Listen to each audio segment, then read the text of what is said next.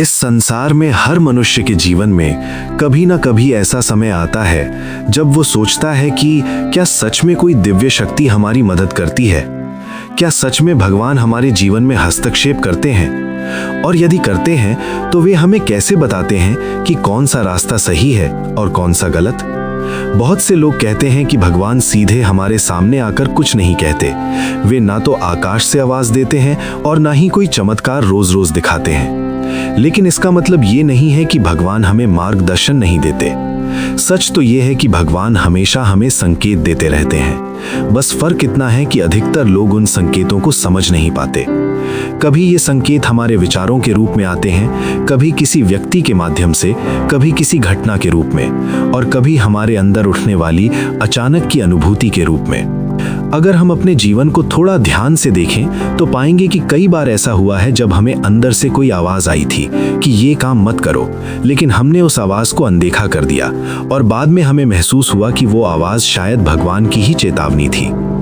असल में भगवान इंसान की स्वतंत्र इच्छा का सम्मान करते हैं, इसीलिए वे हमें मजबूर नहीं करते, वे केवल संकेत देते हैं। अब सवाल ये है कि भगवान हमें संकेत किस किस प्रकार से देते हैं। सबसे पहला संकेत होता है अंतरात्मा की आवाज।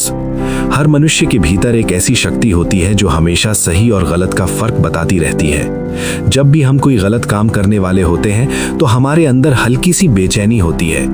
मन हमें रोकने की कोशिश करता है, लेकिन जब हम सही काम करते हैं तो मन में शांति और संतोष महसूस होता है। यही हमारी अंतरात्मा है। कई संतों ने कहा है कि अंतरात्मा ही भगवान की आवाज है। जब हम शांत मन से अपने भीतर झांकते हैं तो वही आवाज हमें सही रास्ता दिखाती है।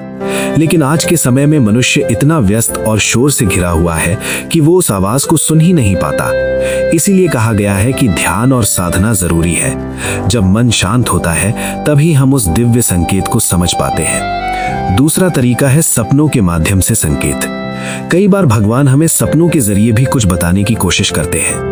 आपने देखा होगा कि कुछ सपने बहुत साधारण होते हैं, लेकिन कुछ सपने ऐसे होते हैं जो बहुत गहरे और स्पष्ट होते हैं। ऐसे सपने अक्सर कोई संदेश लेकर आते हैं। कई लोगों ने अनुभव किया है कि उन्हें सपने में कोई संत, गुरु या देवता दिखाई देते हैं और उन्हें कुछ मार्गदर्शन देते हैं। इतिहास में भी कई उदाहरण हैं जब संतों और भक्तों को सपनों में दिव्य संदेश मिला। लेकिन ये भी जरूरी है कि हर सपना भगवान का संकेत नहीं होता, इसीलिए हमें विवेक से समझना चाहिए। तीसरा तरीका है घटनाओं के माध्यम से संकेत। कभी कभी जीवन में ऐसी घटनाएं होती हैं जो हमें किसी खास दिशा में जाने से रोक देती हैं। मान लीजिए आप कहीं जाने की तैयारी कर रहे हैं, लेकिन अचानक कोई रुकावट आ जाती है, गाड़ी खराब हो जाती है या कोई जरूरी काम आ जाता है। उस समय हमें लगता है कि ये एक समस्या है, लेकिन बाद में पता चलता है कि अगर हम उस समय गए होते तो शायद कोई बड़ी दुर्घटना हो सकती थी। ऐसी घटनाएं हमें ये महसूस कराती हैं कि कोई अदृश्य शक्ति हमारी रक्षा कर रही है। चौथा तरीका है दूसरे लोगों के माध्यम से संकेत। भगवान अक्सर किसी व्यक्ति को माध्यम बनाकर हमें संदेश देते हैं। कभी कोई साधारण व्यक्ति भी ऐसी बात कह देता है जो सीधे हमारे दिल को छू जाती है।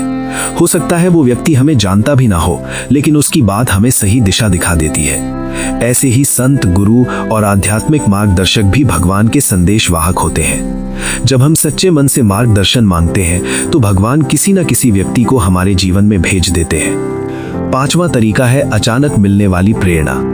कभी कभी अचानक हमारे मन में कोई ऐसा विचार आता है जो हमारी जिंदगी बदल देता है। ऐसा लगता है जैसे किसी ने हमारे मन में एक नई रोशनी जगा दी हो। ये प्रेरणा भी एक तरह का दिव्य संकेत हो सकती है। कई महान वैज्ञानिक, कलाकार और संत कहते हैं कि उन्हें अपने जीवन के महत्वपूर्ण विचार अचानक ही मिले थे, जैसे कोई अदृश्य शक्ति उन्हें दिशा दे रही हो। छठा तरीका है बार बार मिलने वाले संकेत। कभी कभी भगवान हमें एक ही संदेश बार बार अलग अलग तरीकों से देते हैं। मान लीजिए आप किसी गलत रास्ते पर जा रहे हैं तो पहले आपको हल्की चेतावनी मिलेगी, फिर कोई घटना आपको रोकेगी, फिर कोई व्यक्ति आपको सलाह देगा। अगर फिर भी आप नहीं समझते तो जीवन में बड़ी घटना भी हो सकती है जो आपको रुकने के लिए मजबूर कर दे। इसीलिए कहा जाता है कि जब जीवन बार बार एक ही बात कह रहा हो तो उसे अनदेखा नहीं करना चाहिए। सातवां तरीका है प्रकृति के माध्यम से संकेत। प्रकृति भी भगवान की एक भाषा है।